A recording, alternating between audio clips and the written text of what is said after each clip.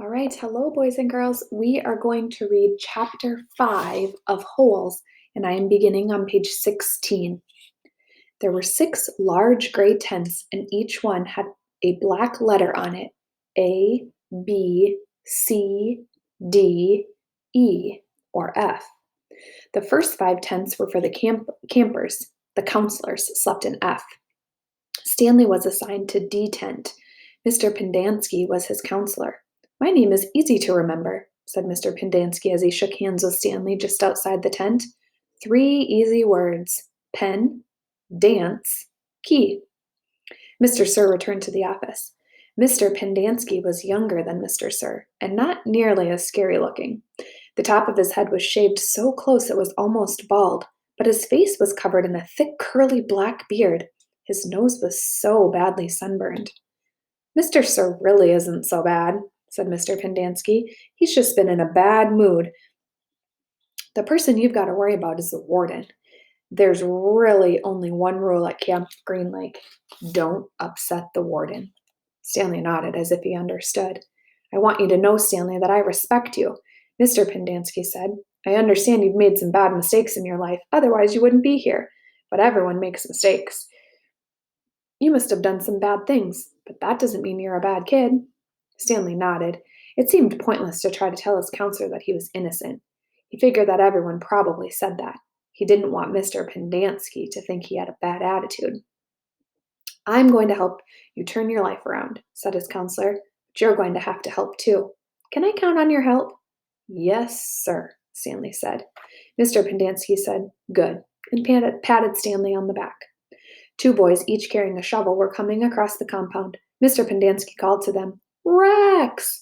Alan! I want you to come say hello to Stanley. He's the newest member of our team.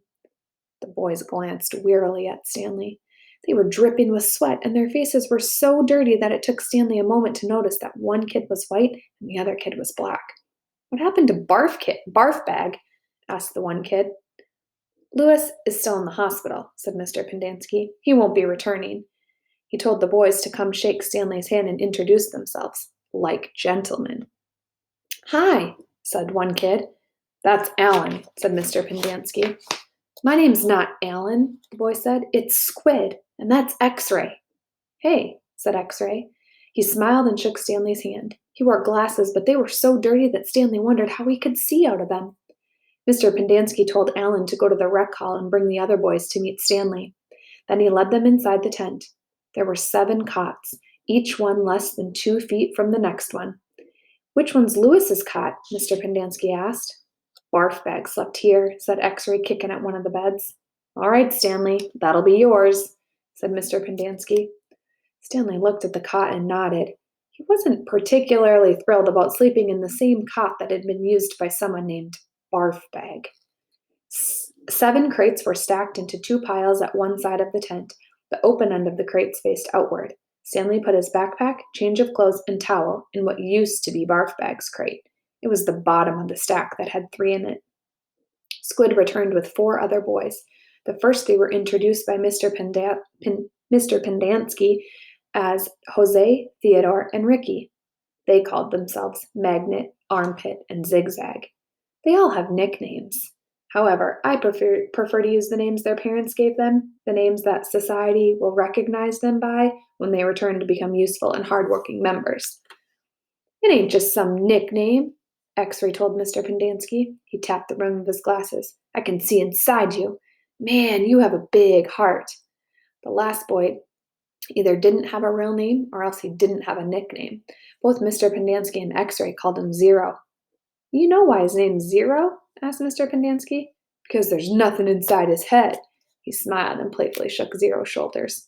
Zero said nothing. And that's Mom, a boy said. Mr. Pendanski smiled at him. If it makes you feel better to call me Mom, Theodore, go ahead and call me Mom. He turned to Stanley. If you have any questions, Theodore will help you. You got that, Theodore? I'm depending on you. Theodore spit a thin line of saliva between his teeth, causing some of the other boys to complain about the need to keep their home sanitary. You were all new here once, said Mr. Pendanski, and you all know what it feels like. I'm counting on every one of you to help Stanley. Stanley looked at the ground. Mr. Pendanski left the tent as soon as the other boys began to file out as well, taking their towels and change of clothes with them. Stanley was relieved to be left alone, but he was so thirsty he felt as if he would die if he didn't get something to drink soon. Hey, Theodore? He said, going after him. Do you know where I can fill my canteen? Theodore whirled and grabbed Stanley by the collar.